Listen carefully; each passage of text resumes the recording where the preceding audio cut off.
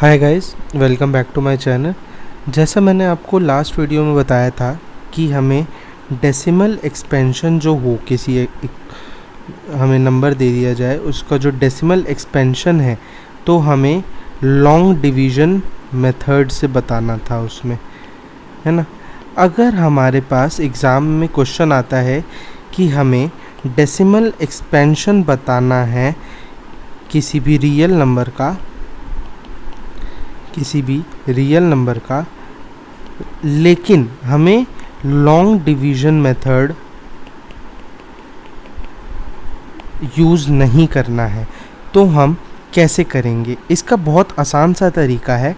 अगर हमारे पास x bye Y एक नंबर है, रियल नंबर, तो अगर उसका डिनोमिनेटर जो है, अगर हम उसका एलसीएम लें तो अगर वो 2m इंटू 5m के फैक्टर्स बना रहा है, अगर उसका डिनोमिनेटर जो है तो उसके जो फैक्टर्स आ रहे हैं 2 की पावर में आ रहे हैं या 5 की पावर में फैक्टर्स आ रहे हैं, तो जो है वो टर्मिनेटिंग डेसिमल एक्सपेंशन करेगा। लेकिन अगर वो डिनोमिनेटर 2 की पावर m या 5 की पावर m में नहीं हो रहा है एक्सपेंड, और उसके अंदर कोई प्राइम नंबर जैसा फैक्टर आ रहा है 7 या 13, तो जो है वो non terminating decimal expansion show करेगा। नॉन टर्मिनेटिंग या रिपीटिंग डेसिमल एक्सपेंशन शो करेगा। इसका एक एग्जांपल लेते हैं हम। 13/3125, तो 3125 जो है हमारा डिनोमिनेटर है यहाँ पे। तो अगर हम इसका फैक्टराइजेशन करें तो हमारे पास 5 के फैक्टर्स आएंगे, मतलब 5 की पावर 5 जो होता है तो 3125 हमें देता है। तो ये जो डेसिमल एक्सपेंशन है 5m के फैक्टर्स में आ रहा है, तो हमारे पास हम सिंपली लिख सकते हैं कि ये टर्मिनेटिंग डेसिमल एक्सपेंशन देगा। या एक और क्वेश्चन लें हम, जैसे 64/455, तो आप इसे देख के कह देंगे कि ये 5 के फैक्टर्स देगा हमें, तो ये टर्मिनेटिंग हो गया।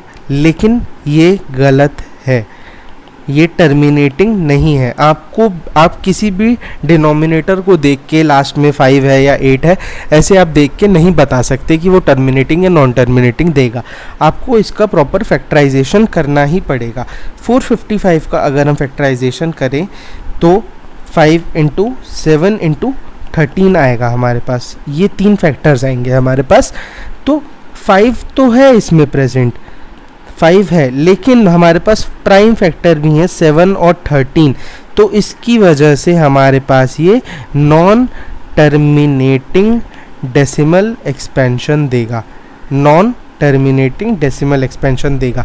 इसमें हमें लॉन्ग डिवीज़न मेथड का कुछ यूज़ नहीं करना, बस हमें डिनोमिनेटर को देख के बताना है कि ये किस टाइप का डेसिमल एक्सपेंशन देगा। जैसा अगर हम एक और एग्जांपल लें, 15/1600, तो ये किस टाइप का डेसिमल एक्सपेंशन देगा? तो हमारे पास इसका डिनोमिनेटर क्या है 1600, तो इसकी जो फैक्टराइजेशन करेंगे हम तो 2 की पावर 6 इंटू 5 स्क्वायर आएगा।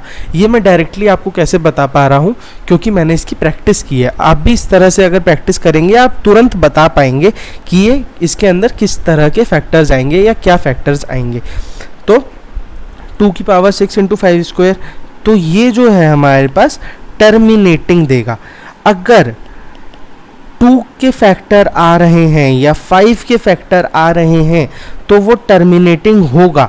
लेकिन अगर इसके साथ कोई भी और एक्स्ट्रा फैक्टर जुड़ जाता है, प्राइम फैक्टर 7 या 13 जुड़ जाता है या कुछ भी जुड़ जाता है प्राइम फैक्टर कोई भी, तो ये हमें नॉन टर्मिनेटिंग डेसिमल एक्सपेंशन देगा। जैसे कि एक और एग्जांपल ले लेते हैं हम, सीधा एग्जाम्पल है ये, बिल्कुल सीधा एग्जाम्पल है। 129/2 स्क्वायर, 5 की पावर 7 और 7 की पावर 5, ये एनसीईआरटी के क्वेश्चन ही हैं आपके। तो ये किस तरह का डेसिमल एक्सपेंशन हमें शो करेगा?